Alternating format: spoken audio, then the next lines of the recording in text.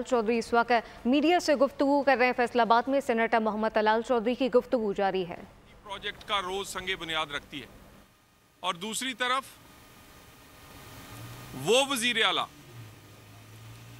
जो तब्दीली के नाम पर मुंतखब हुए और पिछले 8 महीने से कोई एक प्रोजेक्ट, कोई एक काम ऐसा जो किसी आम आदमी के लिए या केपीके के लोगों के लिए किया गया हो नजर नहीं आएगा। कभी धमकी, कभी धौंस, कभी धरना, कभी जलसा, कभी तहरीक, रोज आप यही देखेंगे। केपीके के लोग दहशतगर्दी का शिकार हैं।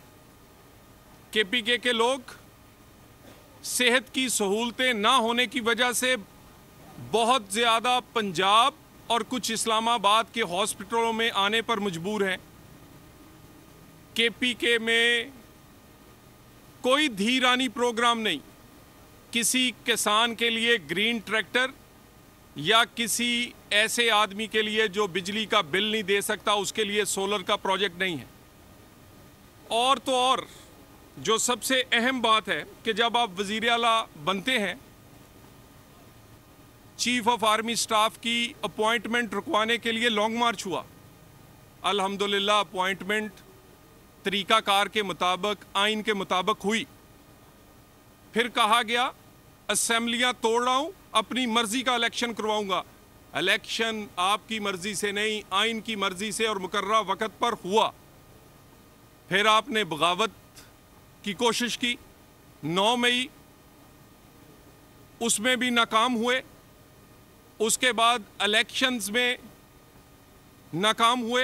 इलेक्शंस के रिजल्ट को ना तस्लीम करके हुकूमत बनने से रोकने में नाकाम हुए। एससीओ कॉन्फ्रेंस को रोकने के लिए जो कुछ किया उसमें नाकाम हुए। 26वीं आईनी तरमीम को कहते थे रेड लाइन है। 26वीं आईनी तरमीम भी हुई और कहते थे फलां चीफ जस्टिस नहीं होगा तो ये मुल्क नहीं चलने देंगे।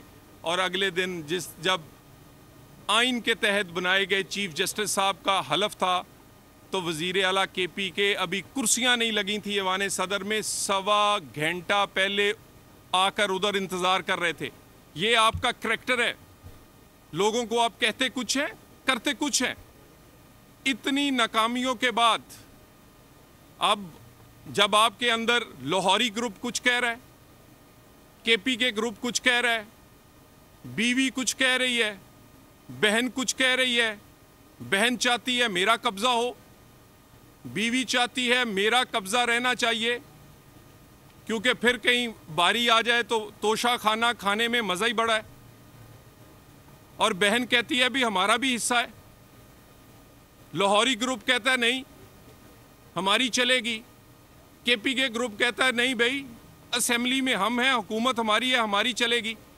अपनी टूट फूट को, अपनी इस सूरत हाल को छुपाने के लिए कभी कहते हैं डील हो गई, कभी कहते हैं ढील हमें मिल गई, और तो और बेशर्मी की इंतहा है।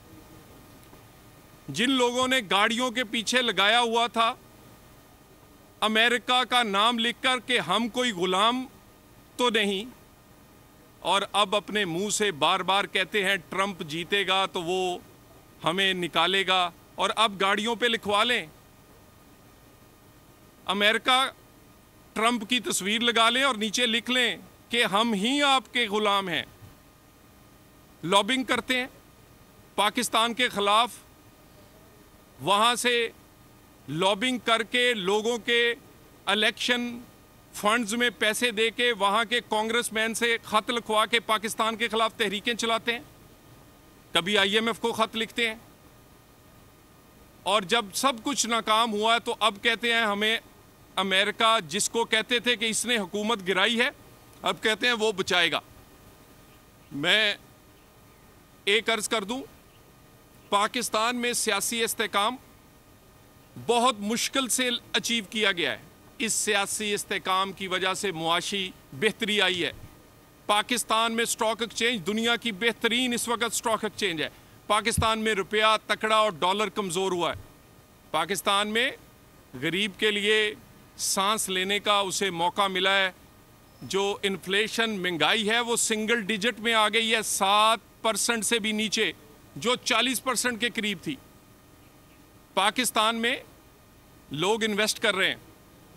एक तरफ वज़ीर आज़म कभी किसी मुल्क और कभी किसी मुल्क अपने मुल्क के लिए इन्वेस्टमेंट मांगने के लिए जगह जगह जा रहे हैं, और कुछ लोग यहाँ जब इन्वेस्टमेंट आने लगती है, जब कोई बड़ा इन्वेस्टमेंट या दोस्त मुल्क आना चाहता है तो एहतजाज का आप ऐलान कर देते हैं।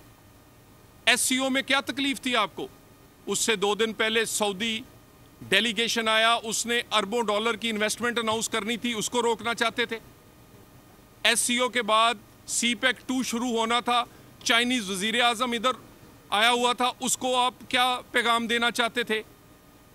और ये जो सियासी इस्तेहकाम है और पाकिस्तान की इकॉनमी, गरीब का चूल्हा चलना शुरू हुआ है, इसको रुकने नहीं देंगे। इस सियासी इस्तेहकाम की बहुत बड़ी कॉस्ट पाकिस्तान पेश कर चुका है। इसकी बहुत बड़ी कीमत पाकिस्तान के आम लोग, 24 करोड़ लोग और खुसूसन हमारे वो मेहनतकश और मजदूर पे कर चुके हैं। लोग आज भी बिजली गैस के बिल हों या आम जिंदगी, उनके लिए गुजारना मुश्किल है। अगर उनके हालात बेहतर होने लगे हैं, अगर एनर्जी की प्राइस नीचे आ रही है, अगर पेट्रोल या बिजली की कीमतों को नीचे लाने की हुकूमत कोशिश कर रही है, अगर पाकिस्तान में डॉलर कंट्रोल की वजह से और पंजाब में खुसूसन जितने की रोटी थी उससे 10 रुपये कम पे आज भी 13, 14, 15 रुपये पे मिल रही है, और दूसरे सूबों में 25 पे, तो ये सारी चीज़ें आपको तकलीफ़ किस बात की है? स्टॉक एक्सचेंज की बेहतरी की, रुपए के मजबूत होने की, महंगाई में कमी की, पंजाब और वफाकी हुकूमत के उन इक़दामात की जिनका तल्लक डायरेक्टली आम आदमी से है। तहरीक आप चलाने में नाकाम रहे हैं, इनकलाब लाने में नाकाम रहे हैं, हुकूमत और रियासत को ब्लैकमेल करने में नाकाम रहे हैं, और अब अपने ज़ख्म चाटने और शिकस्त और अपनी नाकामी छुपाने के लिए इसको ढील का नाम ना दें। आपके करतूतों पे कोई डील नहीं होगी। 9 मई पे कोई कॉम्प्रोमाइज़ नहीं होगा। 190 मिलियन आपकी जेबों से और आपके अकाउंटों से निकाला जाएगा। तोशा खाना, बुशरा बीबी, आपके वो जो एक जाली पर्दा किया हुआ है उसके अंदर जो हुकूमत पाकिस्तान के हार और हीरे छुपे हुए हैं वो निकालेंगे। इन चीज़ों पे, और आप समझते हैं कि आप इस्लामाबाद आएँ, सिपाही को शहीद करें और लोगों को फूलों के हार पहनाएं और वफाकी हुकूमत देखती रहेगी? नहीं। वफाकी हुकूमत पाकिस्तान में आम आदमी की ज़िंदगी और रियासत को चलाने के लिए आइन, कानून और किसी किस्म की डील और ढील के बिल्कुल हम सोचते भी नहीं। सियासी इस्तेहकाम को मजबूत करेंगे। 26वीं तरमीम हुई है, 126वीं भी करनी पड़ी तो पाकिस्तान के लोगों के लिए, गरीब का चूल्हा चलाने के लिए, इकॉनमी चलाने के लिए, पाकिस्तान में कानून की अमलदारी के लिए करेंगे। Thank you very much. Faisalabad में सेनेटर तलाल चौधरी की मीडिया से गुफ्तगू, कहा कि 9 मई को बगावत की कोशिश की गई, इलेक्शन में आप नाकाम हुए, SCO कॉन्फ्रेंस को रोकना चाहा, 26वीं आईनी तरमीम को कहा गया कि ये हमारी रेड लाइन है, आप कहते कुछ हैं और करते कुछ हैं, आपके अंदर ग्रुप्स बने हुए हैं। इस मुतालिक आपको बताएं कि मीडिया से गुफ्तगू कर रहे थे। सब्सक्राइब करें और बेल दबाएं ताकि कोई खबर रह न जाए।